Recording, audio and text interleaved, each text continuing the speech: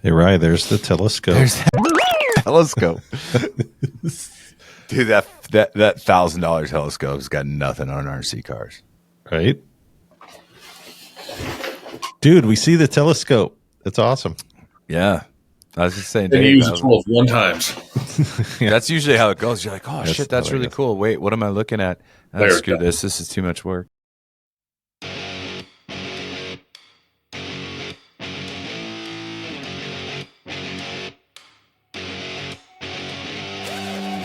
Welcome to RC Underground Radio. Yes, I realize I look like an idiot with this mustache, and I'm okay with it. The ultimate podcast that covers everything RC. You don't need to cut anything either. You can just call this the raw, uncut episode. We can leave it at that. The raw. Yeah. Are you drinking dollar store soda again? Quit Yeah. spending your money on RC stuff. You can buy some name brand soda. RC Underground Radio is your backstage pass to the RC industry. With insiders that are shaping the future of the hobby. The future of the hobby. When we bring this guest on, I guarantee people are going to go, are you kidding me? He wrote a song for you. I did. We're going to have to end this soon, huh? Yeah, no It's shit. coming out And we're on going to have to Spotify edit tomorrow. this. So, here are your hosts, Dave Brinkman and Ryan Ratzloff. So did you say you run other divisions, like 8th scale or something else, or other RC cars? So I do one RC, and then I do a bunch of 10 scale oval stuff. So I've got a sprint car, Mud Boss, SC mod, all kinds of stuff there. What else do I've got a touring, an asphalt touring car, like an X-Ray that I bought, and then it started raining, so I haven't even got to run it yet. What else do I have that's just sitting? Bunch of dirt oval, and then I've got a B6.3 buggy that I was like, let's try this off-road stuff, and then the 1RC stuff took off, and it's sitting there with a brand new custom painted body that I haven't even ran the thing. It looked like a door, so I need to try it. I mean, worst case scenario, if it never takes off, you can always convert it to something else in dirt oval or something like that, Yeah, and now I've got 2 carpet oval cars, so I carpet figured ovals- you had to have. Yeah, I figured you had to have some carpet oval cars if you're going to snowbirds. Yeah, I went. There was a big West Coast Nationals or whatever in Seattle, so I was like, I'll go up and race one race with a guy that I get all my GFRP stuff from. Yes. He's big carpet oval, so I went up there and was a half a second off a TQ, and I was like, all right, this is cool. And then it was just really on good pace, and so I was like, all right, I'm going to go to snowbirds. I was like, screw it, let's just go all in. Yeah. I was like the same way with Chili Bowl. I had never raced dirt before. I got on a dirt oval and I was like, oh, I like this a lot. And I built a Mud Boss and my first 1RC car on the same day. I bought both at the same time. Yeah. Finished my Mud Boss, and the next day or two, the local track in my hometown closed. Oh. And I was like, you got to be kidding me. So now I'm driving an hour and a half at the shortest, but it's a terrible track. But I'm 2.5 or 3 hours to race. So it's really killed my dirt oval. But they just reopened the track last week. So I'm hoping, because when I got into that, I was like, I'm going to Chili Bowl. That's what I'm going to do. And then it really just stopped as soon as that track closed. So I'm jealous that you're going to be going. That's going to be fun. Well, you get bored, and you want to go to Tulsa in about 2 weeks. Come on over. How many classes are you going to run? I'm going to run 2. I'm going to run Street Stock and then SC B Mod. So B Mod it's no different than SC Mod. It's just you can't be a sponsored driver or on and on and on. Oh. But yeah, it's going to be rowdy. It's going to be rowdy. Nice. Yeah. Street Stock, you said? Yeah. What is that to you guys? It's a buggy. It's a buggy class. I'm running actually an SR10 that I just heavily modified. Yeah, I got a 10.5 turn in that one heavily. There are no S. So what's cool? You need a lot of rear grip at Chili Bowl, and the SR10 is a rear mount motor. So I basically it's all that's SR10 on that thing is the shell. The shock towers are DR10s. They're higher, so I don't have to use any limiters. I'm running all 6.3 arms. It's pretty rowdy, dude. I'll have to send you Only a $300 car when you're done with it. Yeah, it's stupid the money I've got balled up in this little street stock, but and then my SC mod, that's the new SC10 6.4 from Associated. That was the first kit I ever built, and it's pretty rowdy. I'm running a 5-turn in that thing, so she's gonna snort. I was gonna get the new Prodigy that GFRP just came out. Did you see the new adjustable rear arms? Yeah, those are. I saw that. I was like, I'm gonna buy this, and they took forever to drop it. So I bought a really decked out, nice used one. The next week they dropped the new one. I'm like, Dustin, it's all right. I'll wait. Dustin is an incredibly intelligent human being, and he owns a machine shop. I mean, Dustin knows what he's doing. Yeah. If he makes something, he puts a ton of brain power behind it. He can produce it, and it will provide an advantage.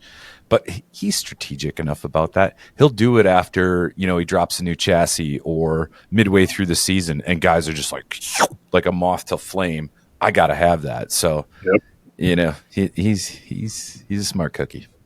In California, we're all high bite tracks, so he's got a new late model coming out, their Mistress, and I have been waiting I've messaged him 2 or 3 times, like, it's coming, just wait. I'm like, we're at Christmas, like, when are you going to release this thing? So trackside, that dirt oval is high bite, like high bite, like it's stupid, and those cars just womp. And that I saw that he was going to be Dustin was going to be releasing a late model, and got a body off at paint for a car that I haven't even been released yet. So I'm like, I'm gonna have that thing ready the first weekend. Yeah, that's gonna be rowdy. See, this is where RC is just as expensive as real cars. Oh, it's stupid money.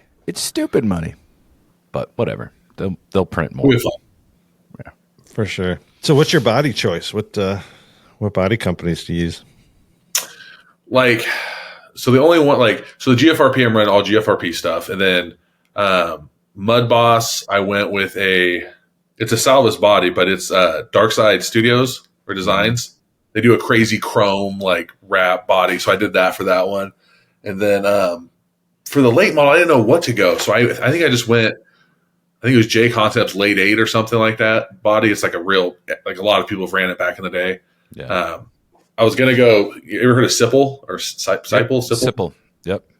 I was looking at them, and then someone was like, no, their body's too wide. You won't like it. So I was like, it's one of those things you research it to death. You don't know. So we'll see. Well, I got to tell you, shark bodies. You got to check. I run a Shark on, have you seen Traxxas / Super Stocks? They're like a NASCAR looking body. Yep. Yeah. So I've got one of those, and it has a Shark body on it. They're, that's what's up. I can't remember the name of it. Yeah. Yeah, Paul's always got some crazy stuff that he's coming up, but those bodies work because they're just raked like no other. Those bodies, those are good stuff. You think the percentage of shark bodies will be at RC Chili Bowl? Obviously it depends on division, but street stock, I'm going to say 90%. Mm-hmm. Darn near everybody runs his stuff. I mean, my SC mod, I run Rocksteady. They're out of North Carolina. Actually, a couple of guys from Stuart Haas. That's their little side hustle. Rocksteady's top notch as well. But there's other good stuff up there. Shark just released a new street stock body like a month or two ago. That's really cool, but our track won't allow it for our SR10 class. So I was like, so I didn't buy it, but it looks awesome. How many cars do you keep at your office, dude? All of them? No. They're all. No, you got some at home now. Yeah, this is the best office ever. I need this job. Oh, I got another. This is just a body. Dude, I can't even show them. I got shit. There's one we all know and love. That's the Round Peacock Special. Move it to the middle. Oh, sorry. That's the Round Peacock Special. Yep. So that one is that one will never touch the track. When Dave showed me, I was telling him the story a little bit, but now he can hear it from your side. All right, so the comes in my office and he goes, "Dude, I get to use the bleep button. This is going to be awesome." We're recording right now. Any hoots. So Dave comes in my office. He's like, "Dude, you got to check out these little RC cars." And I'm like, "Man, I'm good." And he's like, "No, look at this." And he shows me a dirt late model. I was like, "Ooh." And I was like, how much are these? He's like, yeah, they're like $219. I was like, add to cart, boom, ordered, right? And then I get it, and I'm like, oh, good Lord, I'm in love. And like, I literally did nothing to him. I'm watching all these videos. I had not been in RC for 20 years. So it was like all new to me. And I lost, the ability. And, for me, I didn't have like, my folks, I wasn't like rich or anything, we didn't have, I read the old magazines and, when Trinity was hot and Novak and all that stuff. I remember all those names. We could never afford it as kids. So we get this late model, and I'm like, oh yeah. So I'm buying cars now left and right. And I'm like, well, this part's faster, that part's faster. So I'm bolting on. I got 1RC parts being ordered and shipped to my house like 3 times a week. Yep. I think at one point I was up to like 6-7 cars, late models, Dave, something like that. Yep, 7. You had 7 late models. 7 late models. Like, what does the dude need all those for? Like, and now I'm to the point where it's like I got one, I switched it over, but yeah, I've got an asphalt. I've got the asphalt late model, which is I know a great guy that'll resell those for you if you're looking to offer. No, man. But show him your asphalt late model. Oh, I don't have it with me. It's you don't have it here? It's in my car. Okay. I still haven't taken it out of my I think car. I've seen this one. Is this the car piece this? Yeah, they did. I've seen it. It's the purple one. Yeah. It's pretty rowdy. I've never even driven it yet, but it looks good. See, David was what I was to my brother, because I was like, hey man, he's like, dude, this is dumb. Why are you doing this? I was like, come down and do one race. I'll build you a car. So I give him a dirt late model, easiest to drive, and I custom paint it to match his real life car. Nice. And so he shows up and he was like, this is nice, man. You put a lot of time in this. Like, yeah. So we go out and race. He gets done after only running one class. He's like, that was getting pretty good by the end of the day. I was like, you were. And he's like, I'm going to come race again. He's like, could you build me a car? I was like, absolutely. So I built him a modified that's identical to his modified in real life. So he runs 3 classes. And then today I'm at the hobby shop and he was like, hey, pick me up an asphalt late model. He's like, I need to add that one. So he's got 4 now. And the guy lives 3 hours away. Yeah. Nice. Well, the things you do, it's crazy. Like, and that's the thing. You don't need like a ton of money to get into it. You know what I mean? You could buy the cars and just run them like they are. Yep. Obviously, you want to drill the shock caps, so on and so forth. If you want to get a little bit more competitive, but you don't need to go all out. But me, I have a very addictive personality. So like 1RC. So I got an iCharger, a DX8. That is what I use to charge my 300 milliamp hour LiPo batteries. Now, I run the big stuff too, so it all works out. But I'm like, screw it, man. Like you got to go big or go home with this stuff. And it's definitely been a learning experience. But what the coolest thing about the cars, and I say this all the time, is small adjustments make big changes in these. Yeah. And I talk about my rear end all the time, but I got the smoothest rear end in RC. Like I got Matt Murphy type rear end. You ever see Matt Murphy's rear end? I'll send you one. I beat Matt. How much free spin we talking here? It's pretty damn good. I'll send you a video. I can get a rear end to spin for longer than a minute. Well, Dave tried building his own rear end, right? He's like, this thing doesn't turn. It doesn't turn. And I get it home and I got it sitting on the bench and I'm like, well, there's a couple screws missing. And then I took the I think it's. Are you talking about me or are you talking about the? I had a couple screws missing. Well, maybe the way you put this thing together, but there's 2 long screws that take the axle tube. It's basically the 3 pieces, right? Yep. Well, he had those screws in his motor and he had tightened it up. So what had happened, right? It pushed basically. Yeah, see what had happened is it bound up his motor and nothing was turning. That's when I was like, okay, well, here's the problem. Motor screws too long. Didn't work. And so, yeah, I went through. That's why I'm the promoter. Yeah, I promote the races. I don't build the car. You should not be allowed to touch a car, period. I love you, dude, but don't take them apart. All right, so Ryan, are you telling me you did all that to that rear end? You did all the spin and all that stuff? It's probably not as great as Austin's rear end. No, but I'm saying you did. I got to go back to normal process NFL highlights to check that out. But what? You did all that. You did your whole regular process on that rear end. I went through a good majority of it. Yes. Okay. Why? All right. Are you questioning my abilities here to? No, it's just okay. So I have to take the motor off. If I take the motor off, then I I'll told see you how you long had to it'll take spin. the motor off. I Goombud. know that, but I didn't realize like for it to spin, the motor was that jacked up that it's the motor is very impeding jacked the up. spin. Yeah. The only reason I put it back in there is so the proper screws that go in for the motor didn't get lost, like the guy who took it apart. So yeah. All right. Yeah. Awesome. Okay. Well, It'll no, work. I don't question your ability. Do you to see build how my a good cars rear end. pull on the racetrack? Your cars are a monster, dude. I'm like, I'm Dave asking should for a have one- friend. How does the whole rear end, the 1RC garage rear end program work? Do you have to Dude, send you a rear listen, end? You guy, build it from listen. scratch? I just asking for a friend. The ones that I've been doing, they've been complete builds. I build them and send them out. I've had a couple guys, they're like, "Hey, I'm going to ship you one," and I'll say, "That's fine. I'll build you a fresh one, and the second I see it in the mail, at my doorstep, I'll send you this one out." So I'll do trades. Some guys want the all black, some don't care. Ever see the vintage midgets that come up every now and then? Mm-hmm. Yeah. Yeah, I have seen those. How about I have 2 unopened in the packaging that I haven't built yet? Really? The guy that owns a hobby shop, I'm helping him out. I do real estate, and he's got a probate issue with a house, and I'm handling the whole thing. It's going to kill him if I wasn't handling it. And I'm sitting there talking. I was like, "Man, these midgets are so cool." Blah blah blah. He just like laughs. He's like, "Stay right here." Goes back, comes back. He has 2 packages covered in dust. And I'm like, "What are these?" And I look, and there's 2 styles of those midgets. There's a VW and there's a Cosworth. And he has both of them in the package. And I was like, "What do you want for these?" He's like, "They're yours. I appreciate you." I could have kissed the man. I could have cried. They're not in the garage. They're in my closet. Speaking of that, like open wheel stuff, and Ron reached out to me. Gosh, this is probably a month ago. He goes, "Hey, buddy, I got a brand new Silver Crown car," and I'm like, "What am I going to do with a Silver Crown car?" Yeah, I'll take it. So just quick. Here's your money, Ronnie, and boom.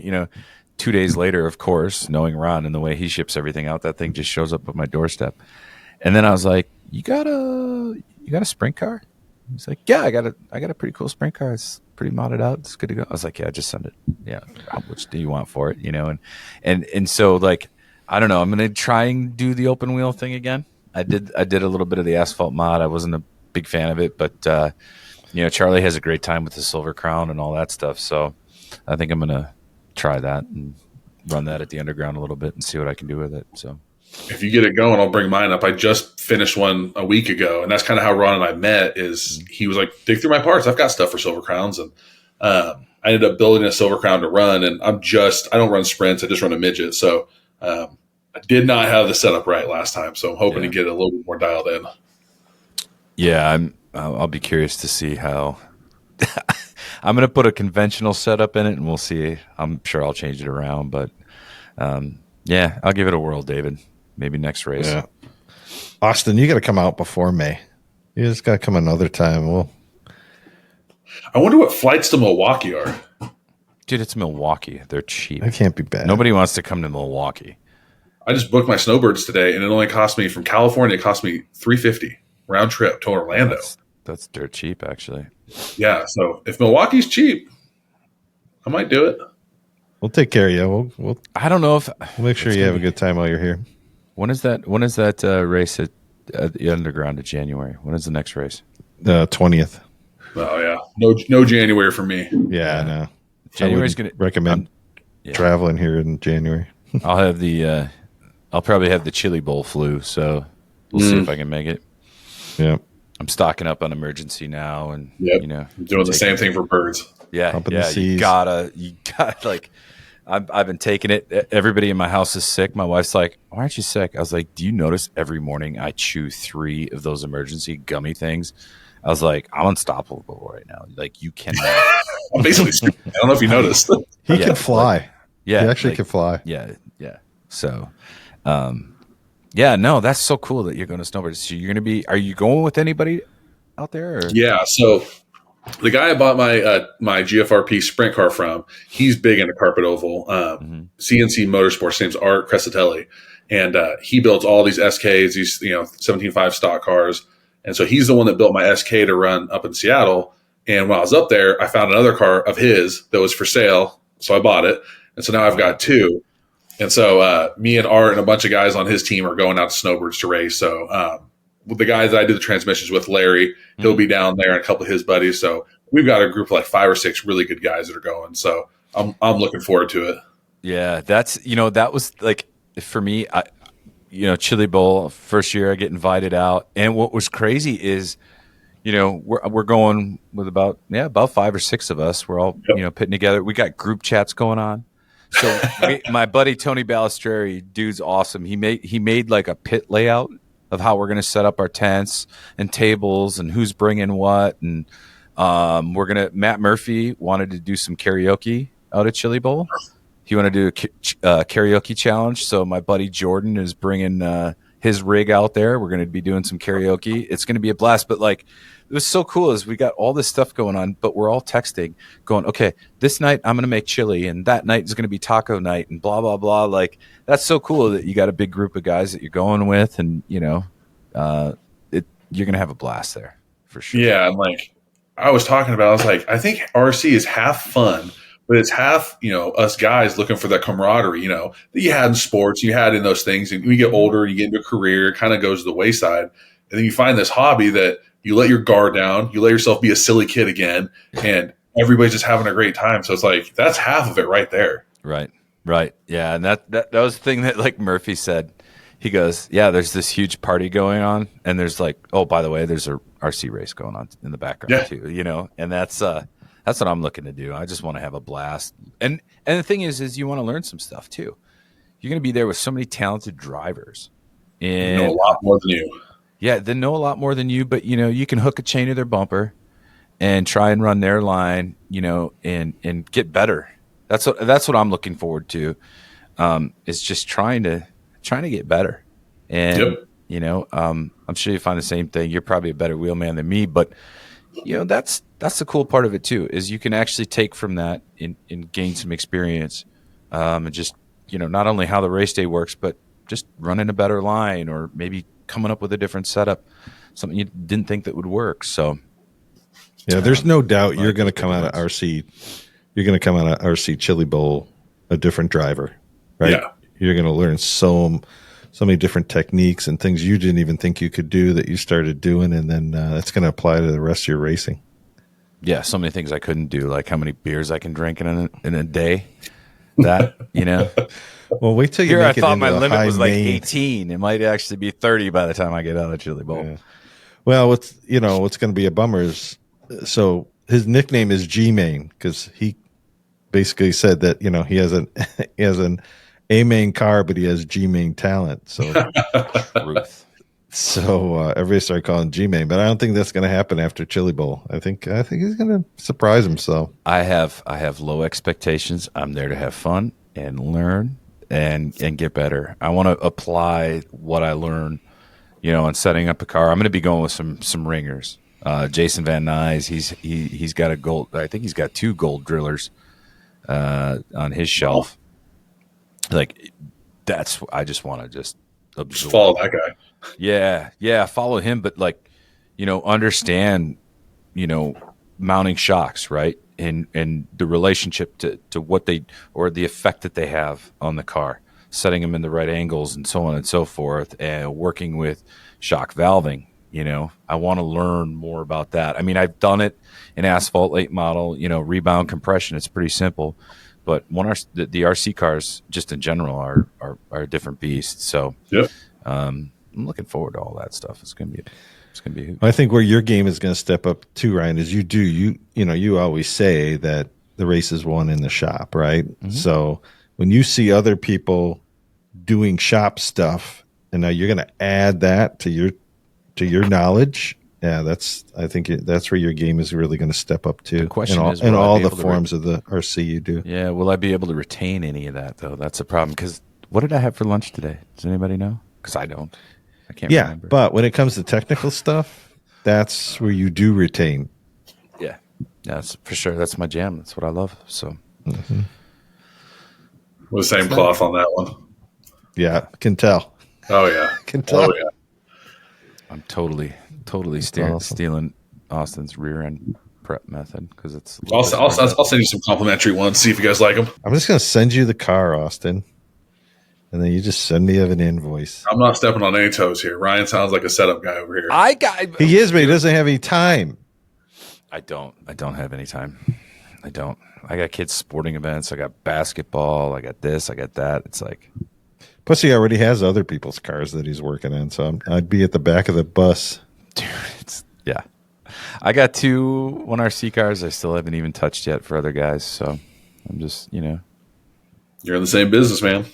No, I just do it. I don't, and this is not a shot. I don't charge anybody because it's like, I just want to, I want them to come, because they're local guys, right? And yeah. I just, dude, come hang with us, come race with us and that kind of stuff. And, I enjoy doing it because it's like, you go full throttle all day long. You got the stresses of life. And, for me, it's like, it's that time to relax and do what you're really good at. And, if you want to get technical and, here, let me think, it just takes the stress of the day away. So I enjoy doing that kind of stuff. And so for me, it's like, I'm not going to charge you a dime, dude. You're my boy. Like, here we go. But yeah, Yeah, like at our track, even like I made the rule because I cleared it with my hobby shop guy. He's one of my best friends, and I was like, "Hey, I'm gonna get into this. I know it might cross over."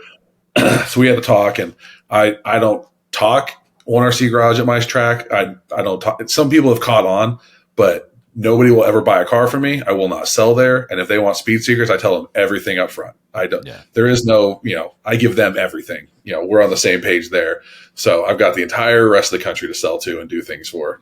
You switch over to hobby shop, and they've got bills to pay, they've got mouths to feed. That is their living, and you see what they're pouring into it every race day. It's like, I got to buy something for you. You wouldn't want to take from them. Is basically where I'm getting at. So that's cool that you do that. Yeah, and Matt said that in your last podcast, and it's a great point. If you go to anybody else's track or their hobby shop, go in and buy something. If it's $20, like you said, they've got bills, and they're putting this on not always to make a ton of money. They're doing it as a responsibility to you to provide a track to race their product. So do as much as you can. And I have people all the time that message me, "Hey, can I get tires from you? Can I just buy this from you?" I might have it, I might not. And I tell them, "Hey, is there a hobby shop near you? Go buy it from them." Because if I do have it, I don't undercut prices at all. Because I don't have a deal with 1RC. So my prices are 1RC's prices plus a little shipping if you're just getting parts. So I would rather you go to your local hobby shop. I say that every day. I would rather that hobby shop stay in business than me sell, one set of tires to you. Yeah.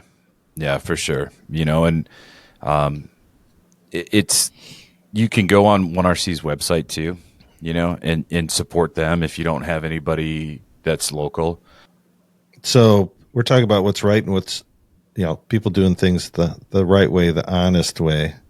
But we know what goes on out there, right? Especially it seems like these 1RC cars, we got people that are being a little fraudulent. And you tell me, Austin, if you want to go down this path at all, but I was kind of thinking of maybe we could talk about, like what to look out for, scam wise. And then I know there was a recent issue that happened to Ron. Yeah. There's been a lot. Yeah. Yeah. Yeah. So whatever you're comfortable sharing there. Fraudulent. Are we talking like on track stuff? Are we talking scams online? I'm talking scams online. Yeah. Yeah. I can tell you 5 guys that I see post frequently in every page that have scammed Ron and still, or act like they're good guys and they're doing stuff. And I won't do business with them. I won't ever send you a car unless you send me payment. I'm not in the business of, losing money on that car so I can't help somebody else. I can't wrap my head around why some people think it's okay to steal from another person. And it blows my mind. There's just complete lack of respect. But I can tell you, our community safely, if you're going to buy a 1RC car, you got nothing to worry about with the RC garage. I mean, 1RC garage, it's just go ahead and do it. You're going to get your product, and everybody's happy, and so on and so forth. And then the same thing with selling a car to you. Just be honest about its condition. Take good detailed pictures. I know you'll give them a fair price. I mean, Ron always did. Ron wasn't a lowballer. He paid for what it was worth. If you're selling us a car, and like I've had this conversation with multiple people already, just in the short period of the business, is hey, I know you want X amount. I can't offer you that. I can only offer you this. And if that's not going to work for you, I have no hard feelings. Sell it on the open market. I just have to make the numbers work. And at your price, there's nothing there. And I don't hold, grudges against people if they're going to get it, somewhere else. And oftentimes people just want the ease of the transaction, sell it to us, or they're upgrading. So they're like, hey, can I just trade this in for X price and I'll, pay you the difference on a new Sprint or a new asphalt mod? Yeah, absolutely. Let's do it. So yeah, I mean, whatever we can do to make people feel more comfortable, we'll do. And again, being in business with Ron, we're here to do a good thing and have fun. And we're not here to scam anybody. And we'll go to the ends of the earth to make sure everybody's taken care of. Even if it wasn't something that was our fault, if it's going to smooth things over and help somebody out, we'll send you a part to replace it, or we'll take care of you. Yeah, the key too is like, I mentioned earlier in the podcast, I was scammed, and again, like Ryan said, I don't care about the money, but it just took the fun out of it, right? Because it was super fun. It was super, same thing. I was up to like 6 cars, but you know what it was? It was Christmas all year round, because you're watching every day to see what's the latest car that's up, right? Then you go and you do the transaction, and then I go down the hall to Rye and I go, hey, guess what, man? I got this coming. I got this midget coming, or I got this coming. So it's like, oh, as soon as you get it, show me. And then it gets delivered, and it's like, we had this thing where like we never opened the box unless he retaped it. I wouldn't put that past him, but we wouldn't open the box until we brought it in to work so the other guy could see it. And so the unveiling, the unboxing, it was just the whole process of it was fun. And for me, it immediately disappeared because I'm like, okay, that's it. I'm just never going to do it again. So that's what excites me about the 1RC garage, the Ron Peacock 1RC garage, because again, Ron would be the only guy I would order from, but now 1RC Garage with you behind it is the only place I would buy cars. So I'm excited because, I'm going to buy some more cars because that's fun. I miss that. And just the comfort level that it's going to be a great experience and be right back where it was originally. The other thing, too, is I'm sure you take in some cars that even if you're getting pictures or video or whatever, they're probably a little less than expectations, but I know you won't let it go back out the door that way. And that's the beauty of this whole thing, is you are really, really into the cars. So it's your reputation behind them as a person, not just the 1RC garage logo, right? So I'm confident you're not going to let anything out the door that's not quality. And one of the things we get is like, well, is it a used car? Yeah, well, I don't want it then. Well, okay, well, if you know anything about these cars, when they come from the factory, the rear ends are tight. They're not what you want. So broken in rear ends sometimes a little bit better. If if we add that on, even better. But we get cars that are covered in mud and dirt, cracked frames. I mean, there's things you can't see. Luckily, we get enough extra parts from buyouts and stuff that we can throw a new frame on it, or we can go through it. And like you said, I see enough cars that in a second I can look at something and say, oh, this shock's not right. The shock shaft's bent. That was going to cause you issues forever. It might have ruined your entire experience. You don't race because of it. I can spin a rear end and tell you in 2 seconds, oh no, this isn't right. Take it apart. Sure enough, bad bearings, or someone tried to add some crazy thick grease in there thinking that was going to be smart. So we go through everything. We try and get it back, as good a condition as we can. And we'll tell you, hey, midgets cost X amount and this one's a little bit rougher. I'll sell it for cheaper if you like that. And people are totally fine with that. Mm-hmm. So we do the best we can. We're going to make everything right. So yeah, we do everything from rough used cars to brand new, been ran once. And we put our name on it, like you said. I'm so glad you came on the show, so we could talk in more detail about what is behind this 1RC garage, because this is getting me super excited. And yeah, it's going to be time to Are you going to open up your wallet, Short Arms? You going to buy some more cars again? You going to get after it now? For sure. Okay, you gonna beat me? Doesn't that typically happen? No. Come on. Hey, first time I ever ran a dirt car, never even ran dirt. Qualified 12th out of how many cars? 40.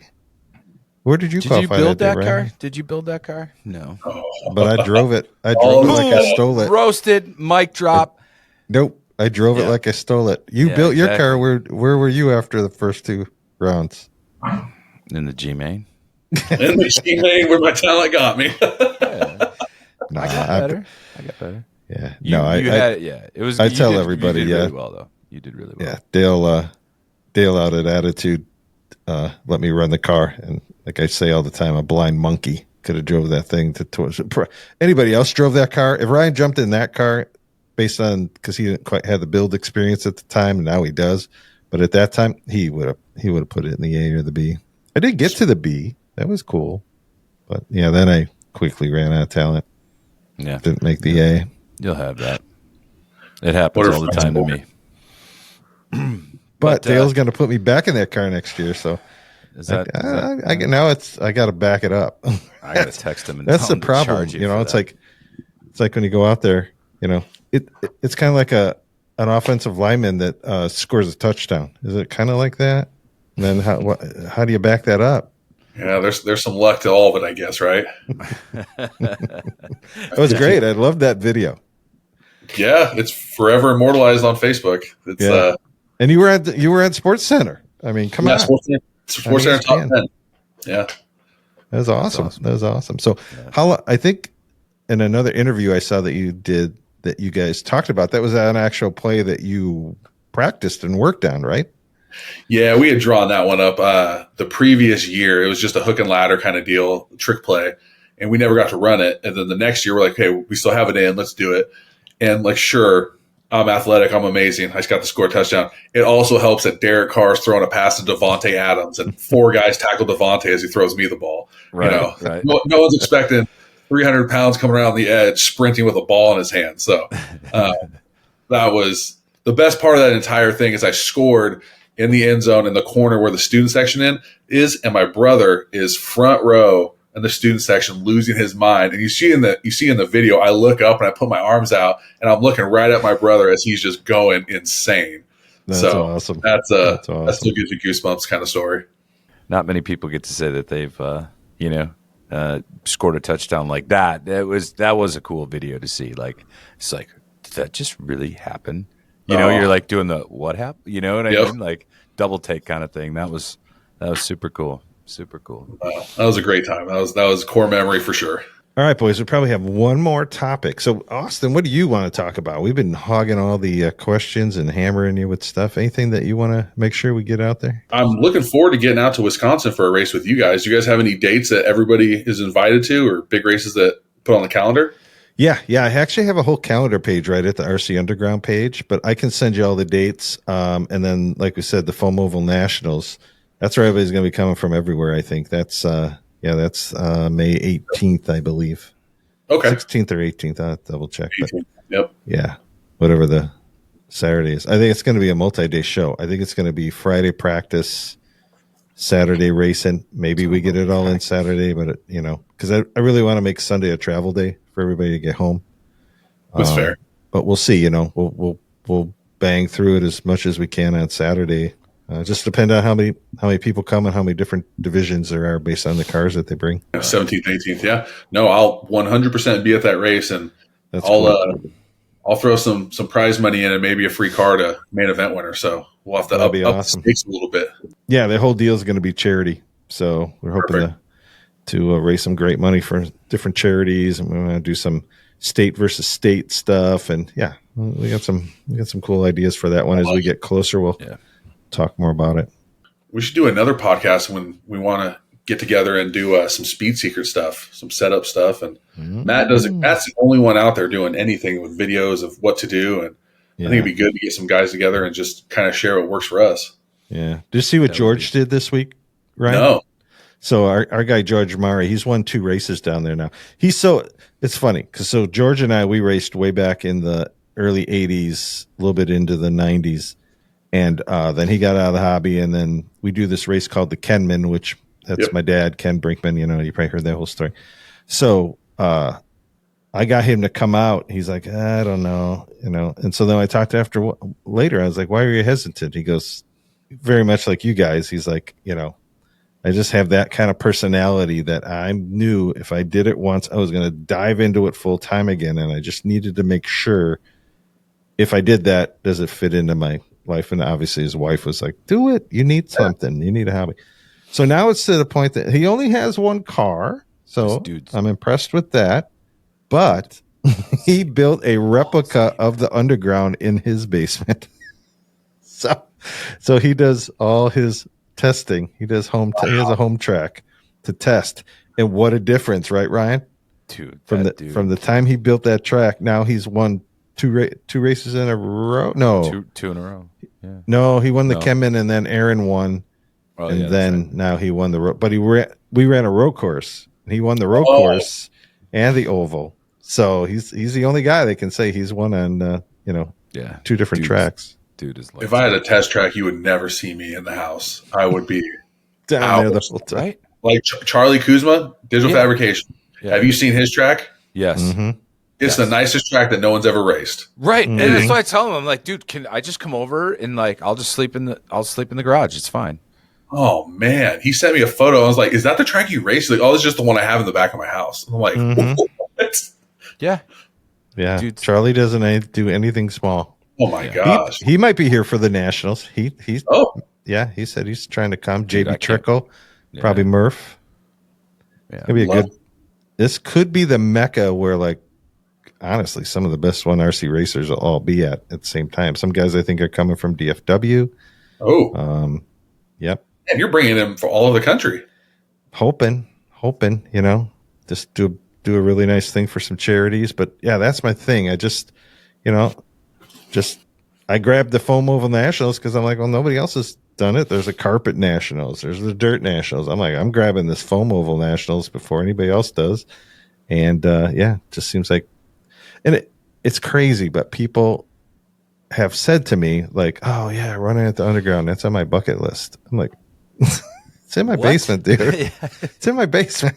Yeah. But you know, I mean, it's like anything. It's got a life of its own. It's, you know, I didn't design the logo, but the logo's cool, and people are like, yeah, I want to come out and I want to try that track. I want to race with you guys. So super cool. Everybody knows it. It's just part of the experience.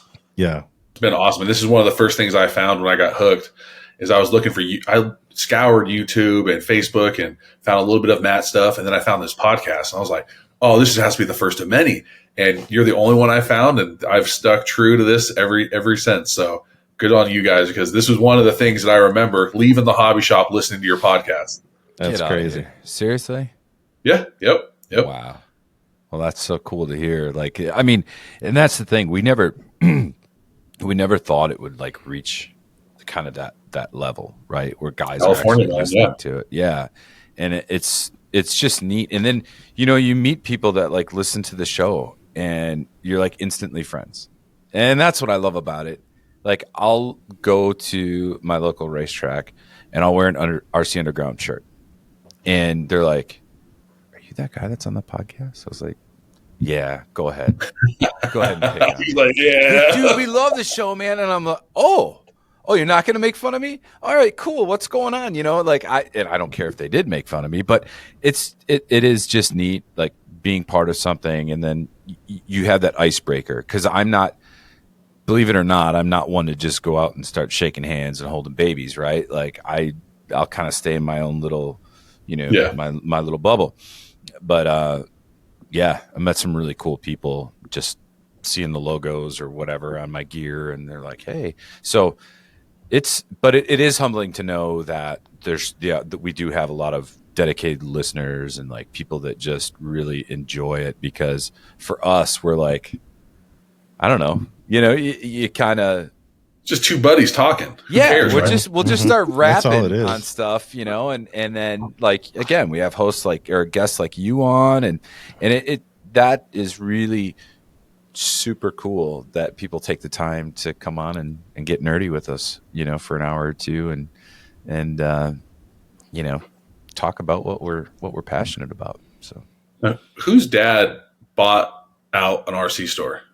That was my dad. That's Dave. Man, I heard that story. I was like, coolest dad ever. Like, Oh yeah, it was crazy. He's like, Saturday, you got to go with me. I'm like, why? Because I bought out a hobby shop. I'm like, what? Yeah, we filled a van full of stuff. yep. Yeah, it was fun. It was Your fun. dad bought out a hobby store. My dad bought out a liquor store. I'm kidding. No, he did not. My dad, that's not his. I mean, one of the things that's been really cool is I'll get messages from people who say, hey, love the show. It's a great show. Actually, I've been out of the hobby for 20 years. I've been out of the hobby for 10 years. And you know what? You guys motivated me to get back in. And, and several of them have been like, you guys talk about those 1RC cars. So I went out and got one. Boy, is that fun. And, I share that with 1RC and those guys get a big kick out of that, but that's the joy of it, is that if we're bringing people back to the hobby or we're bringing new people into the hobby, then we did our job. Then it's all the time and effort and editing and, Ryan sitting at his office at 9-something at night, it makes it all worthwhile. When you guys have seen it, just like with your story with your friend, you get the hook back in them, and not in a bad way, but it's just a fun addiction. And in our real car stuff, a guy that my brother works with, he said, hey, I want to work on your race car with you. Oh, it's hard work. It's hot. I want to be there. He's one of our pit crew guys now, one of our best friends.